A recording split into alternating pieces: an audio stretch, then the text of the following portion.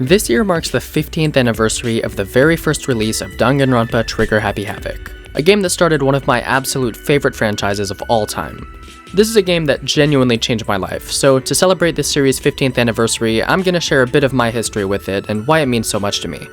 This video is going to take a much less analytical approach than some of my others because this is really just a personal one for me. So, with that being said, I'll tell you how it all started.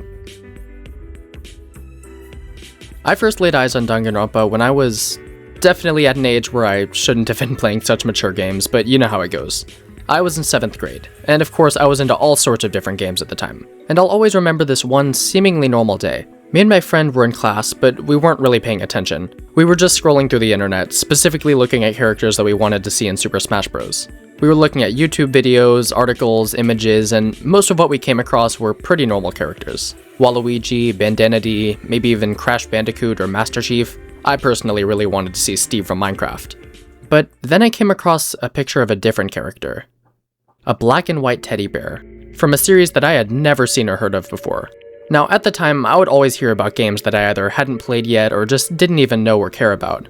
But for whatever reason, something about this character stuck with me all day. I kept thinking about that black and white teddy bear.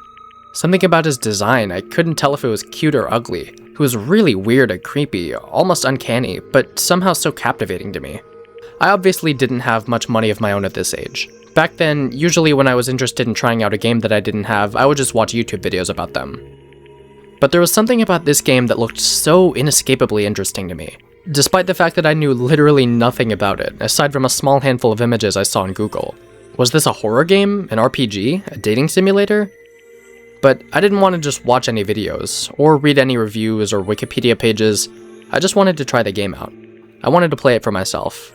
So that night, I went onto my computer and bought Danganronpa Trigger Happy Havoc, having no idea that the moment I started playing that game, I was walking into a story that would stay with me for years and years to come. I had watched plenty of YouTubers play visual novels or anime games or games with stories and characters that I really enjoyed, and I'd played plenty of them myself, but this game was something special.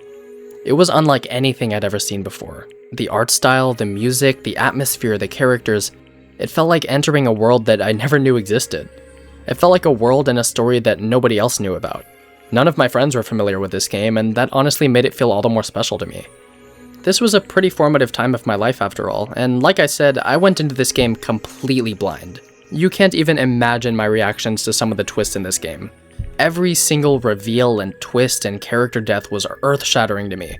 It was emotional, but it was amazing.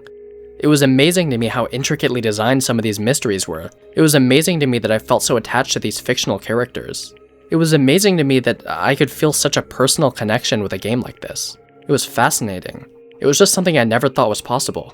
It took me a while to beat it. I played through the game over the course of about a month or so.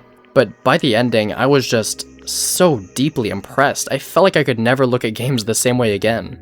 Objectively speaking, no, this game is not flawless. Trust me on that, and I know plenty of people don't even like it at all. As I've replayed it over the years, the issues in it have definitely become more apparent. Like, for example, I do think some of the cases are pretty obvious in retrospect.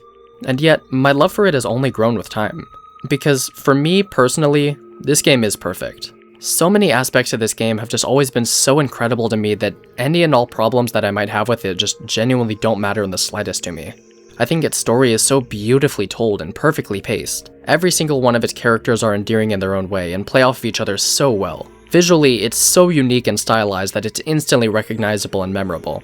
And then there's the music. Something about the way it would just immerse me into the incredible atmosphere of this school. Even now, whenever I hear these tracks, I get taken back to those winter nights of uncovering mysteries and getting to know people in the school. These are some of my absolute favorite gaming memories. Beating Trigger Happy Havoc was already amazing enough, but a couple months later, I got the sequel, Danganronpa 2 Goodbye Despair. And suddenly, I was completely floored all over again. This was an absolutely perfect sequel. It expanded on the themes of the first game incredibly, the new characters were instantly lovable, and the way it expands the world and the lore of Hope's Peak Academy was astonishing to me. It subverted every expectation I had. If the first game made me realize how great a video game could be, the second made me realize how great a sequel could be. Then I played Ultra Despair Girls. While this was a very strange spin-off and definitely not as well written as the main games, I still had a great time with it. I found the gameplay really fun, I enjoyed the story and characters, and I found the extra world building really interesting. It's kind of a mess of a game, but for some reason that just made it all the more charming for me. I always found the unimpressive 3D animation pretty funny, and the absurdity of the situations you get into here made this a very memorable experience. And soon following Ultra Despair Girls, Danganronpa 3. I know this anime is incredibly controversial, and I do have some pretty major gripes with it. But I'd be lying if I said I don't love it too, at least for everything it does right. The concept of simultaneously watching the beginning and the end of the tragedy was genius, and the characters introduced here I found really cool, and they fit into the world very naturally. But then, there was Danganronpa V3, Killing Harmony. As excited as I was for this one, I didn't know if it'd be able to live up to all the hype surrounding it. How could Kodaka possibly create something anywhere near the same level of those first two games? It didn't seem feasible to me. Of course, again I did my best to avoid any kind of spoiler material or trailers or anything before I finished the game. And I'm glad that I did, because when I played through it, I fell in love with this series all over again. For a third time, I watched every expectation I had just get completely subverted and blown away. What an amazing experience this game was. But the thing is, this series means so much to me because it's more than the sum of its parts. When I went into 8th grade, I finally met a new friend who was familiar with Danganronpa, and I was so excited. His name was Nathan, and I don't think he was nearly as obsessed with the series as I was, but I remember him and I talking about it quite a bit. In fact, to this day we still do sometimes. It was awesome to me that I could bond with someone over this shared interest, and it made me appreciate what these games had done for me even more. Over the years, as I grew more mature, my initial obsession had kinda cooled down, but my love for the series never went away. I only realized more and more how deeply the philosophies and concepts present in this series resonated with me. Danganronpa's themes and stories have changed so much of who I am, in countless ways. The way I view the world, the way I handle challenges, the way I value my relationships. This game encourages you to build and value relationships with people even though you know they might not be around forever. This video game made me appreciate my friends and family more. It made me cherish the relationships I had. It taught me that no matter what challenges come my way in life, I can always find a way to have hope. Danganronpa taught me what a video game could be. It taught me what storytelling could be, what art could be. I guess I didn't fully realize it back then, but Makoto Naegi was kind of my hero as a kid. No matter the setback or the heartbreak or the loss, he's someone who was always able to get back up and keep going. He never gives up hope, and that was something that really shaped my attitude for a long time.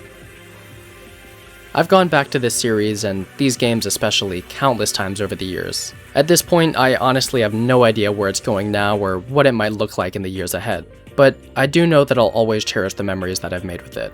Almost everyone has some piece of media that holds a special place in their heart, and I always love hearing from other people about whatever they happen to be interested in. It's amazing to me that everyone can have such different experiences with the same or different works of art. I've played hundreds of games in my life, but none have ever impacted me quite in the same way that this one did. Because great art isn't about what's objectively the best. Great art doesn't have to be perfect. Honestly, it doesn't even have to be great. When something is special to you, that's really all that matters. When you find something that you love and you think is special, you don't need to let anyone else stop you. If you're not hurting anyone, it genuinely doesn't matter if other people hate on it or if it's not taken seriously or whatever. Because ultimately, what you feel about it is still real. And I think that's beautiful.